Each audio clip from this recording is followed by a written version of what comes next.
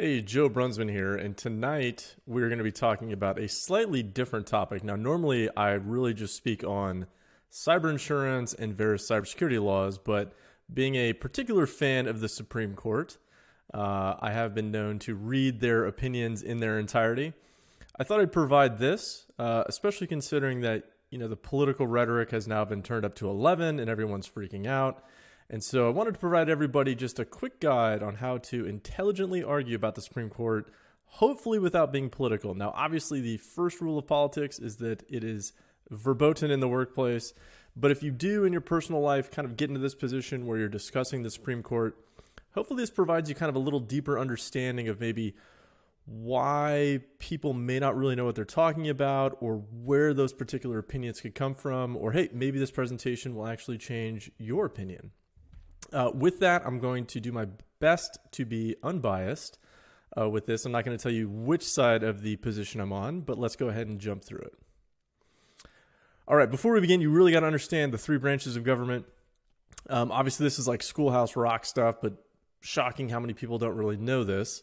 Obviously, first, you have the legislative branch, so they're going to be making the rules. So you can think of that as Congress, essentially. And you can think of the Affordable Care Act, the Equal Rights Act, American with Disabilities Act, etc. So they're laying the rules by which our government and our country is supposed to operate. Next, you're going to have the executive. So that's going to be enforcing the rules. You can think of that as, say, the FBI, the Department of Justice, the military, Department of Energy, right? They're the ones actually enforcing the rules. Next, you're going to have the judicial side. So they're the ones that actually interpret the rules and they settle the arguments. So when there's an argument about, say, the Second Amendment or gay marriage or whatever that particular case may be that finally gets resolved at the Supreme Court, they're there interpreting the rules set out by the legislature, and they're going to be settling the arguments. Now, this is all checks and balances. Sometimes you'll have arguments between them. So the legislative branch and the executive branch will have some disagreement over some particular rule and how it's supposed to be interpreted or how it was written, and then it goes to the Supreme Court. Now, interestingly, if you've ever had the opportunity to read through the Constitution, it is a beautiful, amazing document, but it can be rather vague. So if you think of kind of the common ideas or battles, as it were, that you'll see at the Supreme Court, so for example, abortion, segregated schooling, health insurance, etc., there's no particular clause that's actually inside of the Constitution that says there shall be no racism or segregated schooling shall not be allowed. You really kind of have to jump into that. And what makes this even harder is that there's really no specific guidance in the Constitution on how the Constitution is actually supposed to be interpreted. It makes it a little more difficult there. Now, there's this big battle going on, and I'm sure it's only going to get worse through the next couple months on some particular appointee, right, appointed by the Trump administration, and it's going to be the Republicans versus the Democrats. But that's not really actually how the judiciary is supposed to work. So I know that we have conservative justices and we have liberal judges. Those are really monikers that are put on them by journalists typically, but it's not really that simple. It's not as simple as Republican justices versus Democrat justices. It doesn't work that way. And that's because, Supreme Court justices, they can side with people from, as it were, the other side of the political aisle, right? The other side of political appointment aisle for various reasons, right? So they can maybe disagree with the actual argument that person had, that other justice, but they can agree with the conclusion that the other justice came to. And you'll actually see that in the judicial opinions. So for example, Gorsuch, Kavanaugh, they've both actually sided with the so-called liberal justices, right? I'll just use that from here on out. Gorsuch, recently, businesses cannot discriminate in employment against LGBT people. Now, generally, you'll see the LGBT rights, right? Generally, that tends to come from appointees from the Democratic side. But in this case, Gorsuch agreed with those other appointees, those other justices. And also, the late Ginsburg, rest in peace, amazing woman, didn't always agree with what she had to say or what her opinions were as they were written from the court, but got to give her respect. She fought for what she believed in. She also occasionally sided with conservative justices, and you can see that in Mott v. U.S. if you want to go ahead and look up that opinion. So judicial interpretations, that's really what this is about. That's really kind of what you got to get your handle on. So it's not good versus evil. It's not Republican versus Democrat.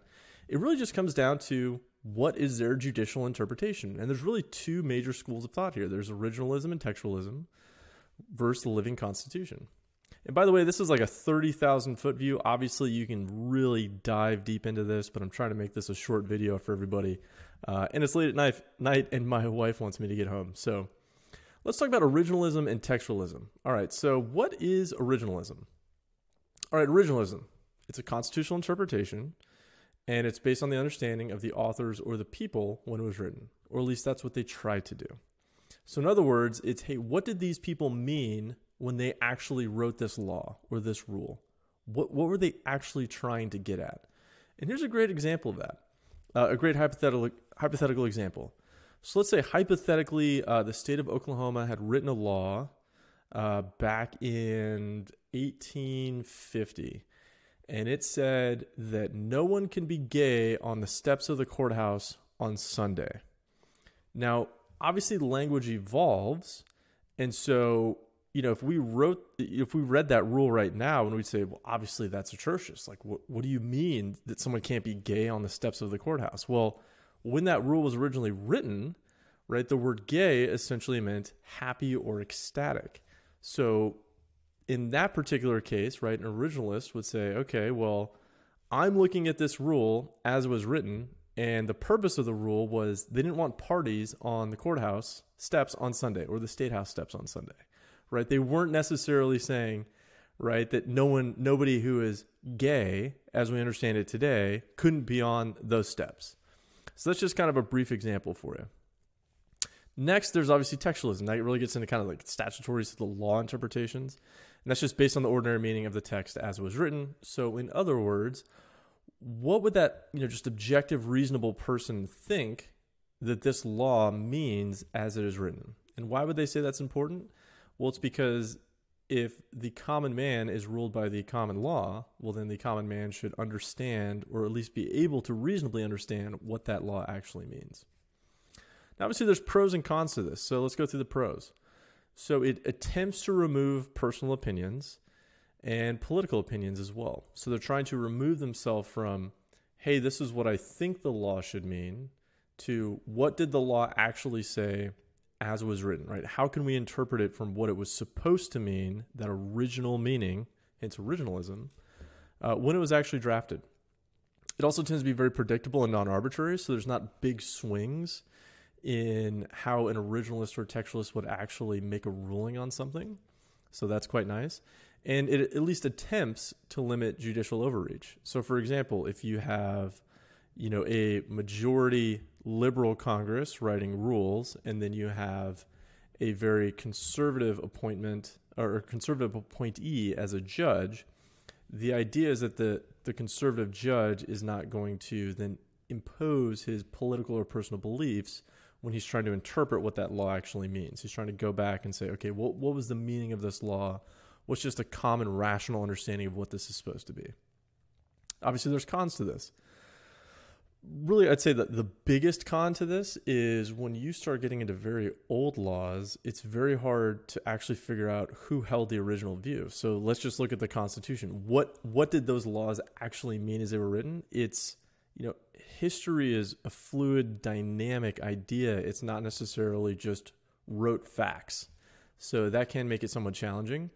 And then the other argument against originalism and textualism is, well, hey, what about new technology, right? Like, how would a document that's hundreds of years old actually deal with something that's relatively new, such as, let's say, limits on social media, right? Obviously, the Founding Fathers did not contemplate limits on social media. Or another common argument would be, well, when the Second Amendment was actually written and ratified, there was really no consideration of, let's say, fully automatic weapons or nuclear weapons. This is even a better example. So here's a great quote from Justice Gorsuch, which I think really kind of brings us all together. And he says, "For the truth is, a judge who likes every outcome he reaches is probably a pretty bad judge, stretching for the policy results he prefers rather than those the law compels." So what he's saying here is, in his time as a judge, he has probably had to rule one specific way, which was against, say, maybe his personal or political opinions, but such was the law as written. So that really goes back to the three branches of government and the checks and balances, meaning, it's not that Justice Gorsuch necessarily wants the law to be that way. It's just as the law is written. And so if people don't like that, then they need to petition their particular representatives to actually go back to Congress and change that law. So then hopefully Justice Gorsuch, right, the law gets changed, a similar case comes before him, right, and then he can rule in a way that he thinks is, say personally beneficial or validating in that respect. But he's trying to say he's removing his personal or political opinions, so he doesn't always like what he has to say, but such is the law. All right, moving on, we have the living Constitution. I know that this can be, to some people, a pejorative or somewhat derogatory term, but I'm using this here just as a general term to make an explanation. So in this view, unlike, say, originalism or textualism, the living constitutionalists believe, or say dynamic constitutionalists or dynamic view, that the Constitution has a dynamic meaning that can evolve to new circumstances without being formally changed or amended. And so they're reading it with these contemporaneous ideas. And like I said before, it's a dynamic interpretation of the general rule set that was laid out before us. Now, what are the pros and cons to this? So the pros would be, well, obviously it keeps up with modern ideals. And the Constitution is, this foundational source of concepts, but it doesn't necessarily mean that the founding fathers wanted us to follow this just verbatim as written as they understood it, but they wrote it to be sort of this living document that would, expand and breathe as our society changes. The cons to this would be obviously that it would allow for judicial activism. So a judge could, in this regard, right, if they're like a living constitutionalist, they could impart what they believe the law should now mean, as opposed to how it was actually written and drafted by the people who passed it. The other con here is obviously that the U.S. Constitution has a process for either A, creating new, better laws, such as through Congress, or B, actually passing amendments, which we've done in the past.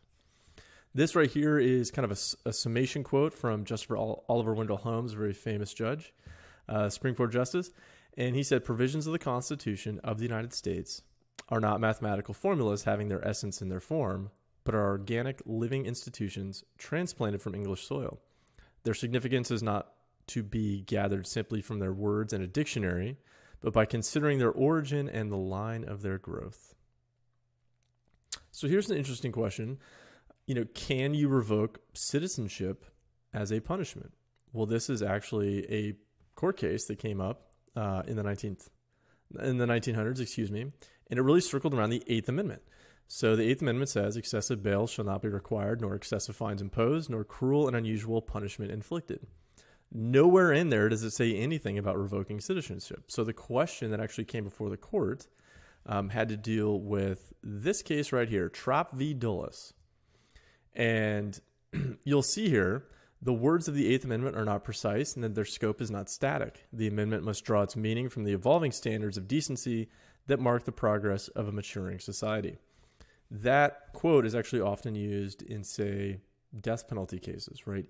Is the death penalty considered cruel or unusual punishment? Well, in this case, it was Mr. Trop, and he, I believe, if my memory serves me correctly, had abandoned his post, and under a law from the 1940s, his citizenship was actually revoked. He fought that, right? His passport was also taken away. He fought that, and he said that that was cruel and unusual punishment. Obviously, there's nothing in that particular verbiage that says you can't revoke citizenship, but he ultimately prevailed. So briefly, let's get quite contentious here. And I'm going to get contentious to show you that it's not good versus evil. It's just a difference of judicial interpretation. So what is the most contentious case I could possibly think of? And that would be gay marriage. Obergfell versus Hodges. And this is Justice Kennedy, who's generally known as, well, he wrote the prevailing opinion of this, the majority opinion, which actually legalized gay marriage. So let's see what he had to say.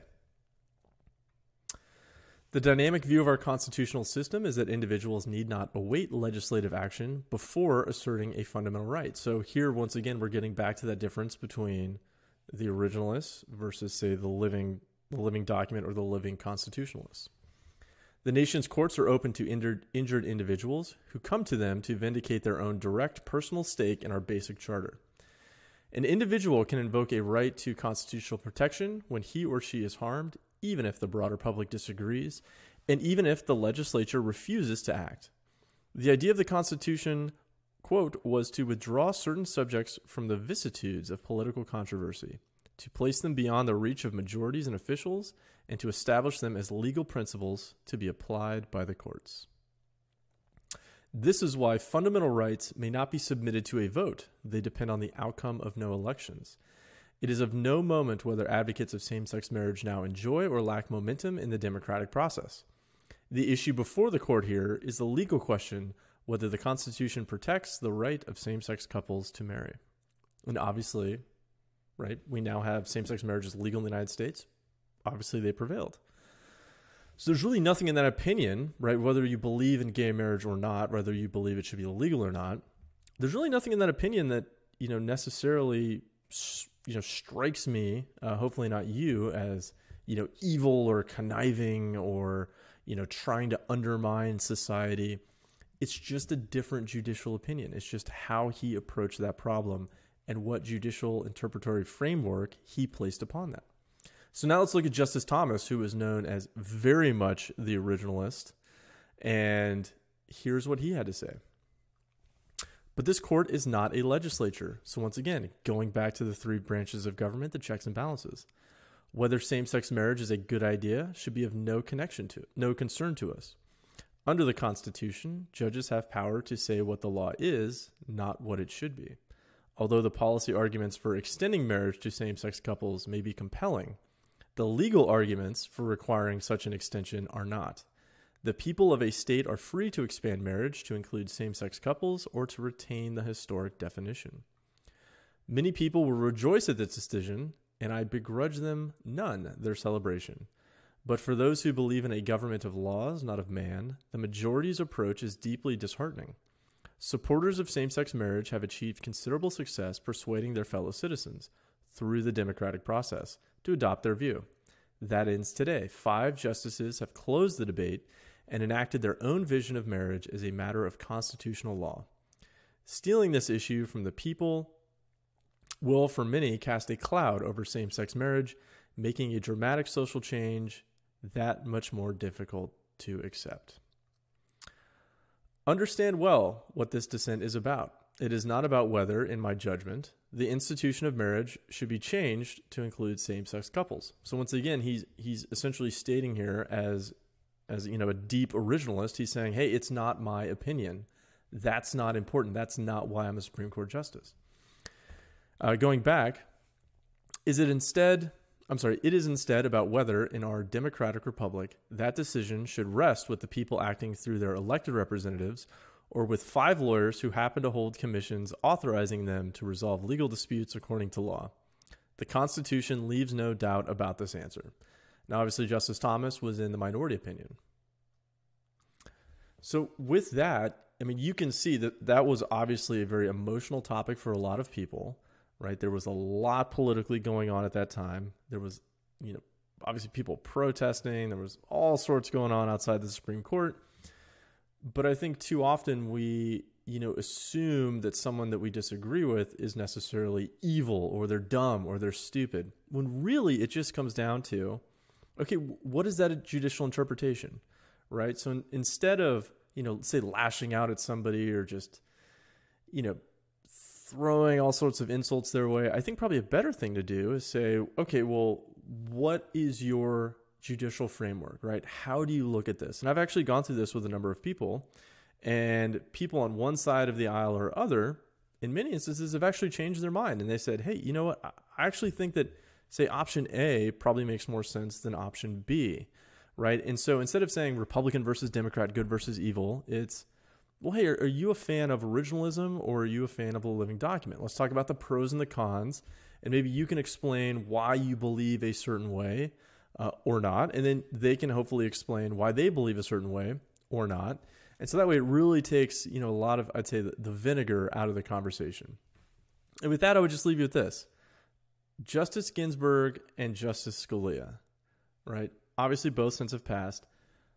totally on different sides on the vast majority of opinions that came down while they were sitting justices. Nonetheless, they were lifelong friends, had a great time together, and I think we'd actually all learn a lot from that, right? Just because we disagree doesn't mean that one person is necessarily evil and the other person is an angel. It's just a different method of judicial interpretation.